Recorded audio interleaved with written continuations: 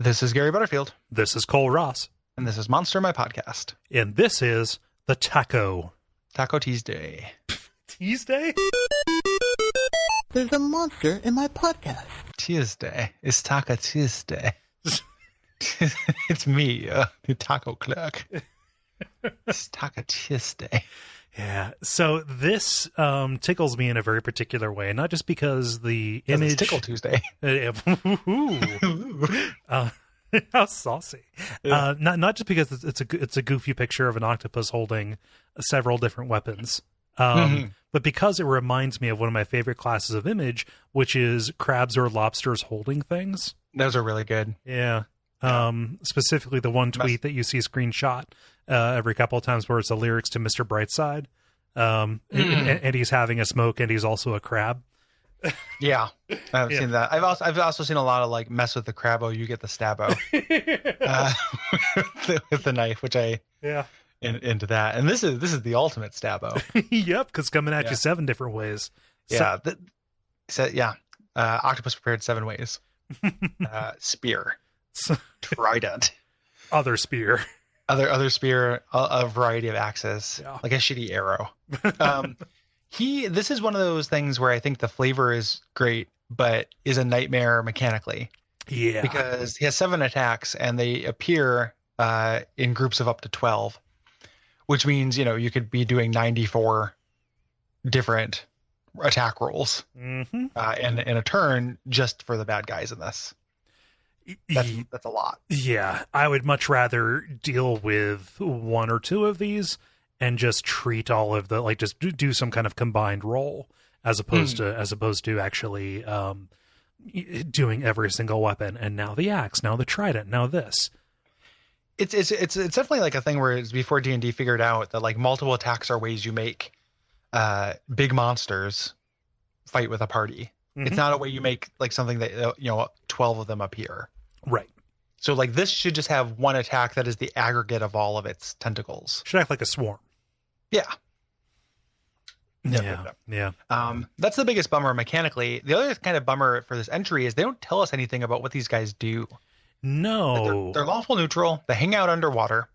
They communicate through changing color. I'm into that. But their code is so ridiculously simple that you, like, without any basis in the knowledge, you just have a 25% chance of doing it if you're into 17. Well, 17's like genius level though. It's like geniuses have a slim. I did read that the other way. Like a genius has a slim chance of making it. Most people have no. If you 16 intelligence is like pretty good, but like you have no chance. Okay, so picture me. I'm Neil deGrasse Tyson, and I walk. Okay, I walk. You. Quit ruining movies, you dumb shit. Don't you have problems to solve? Why aren't you solving science? Why are you on Twitter making fun of people for liking Harry Potter?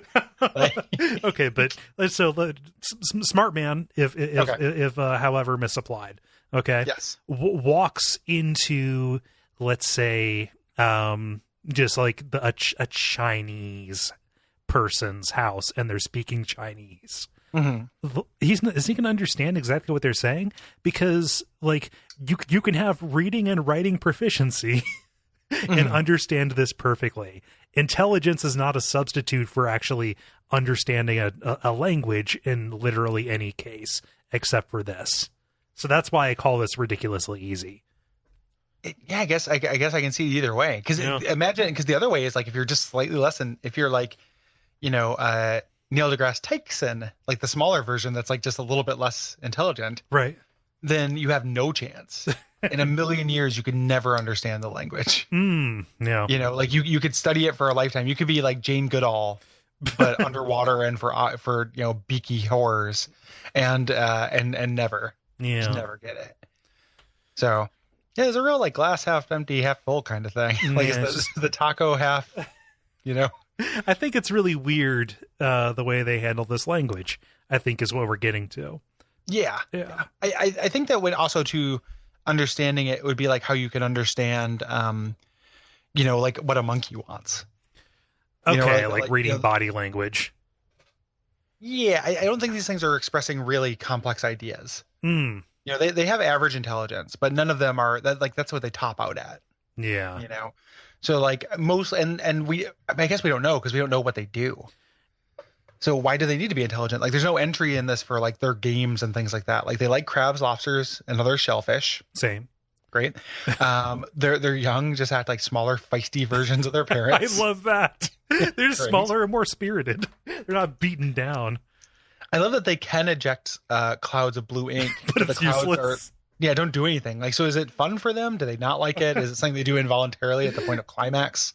Like, when does this ink come into play for them? This would be like if the monster manual entry for me was occasionally he will gleek accidentally. Yeah. Emits a cloud of spit while laughing at a book. But why? And You're really scholars making me sound collect like a that spit. simpleton. Yeah, like what are them shapes? Why that little house keeps showing up? But the scholars collect your gleek, and they do it to create it like kind of an ink, like coal ink. Black coal.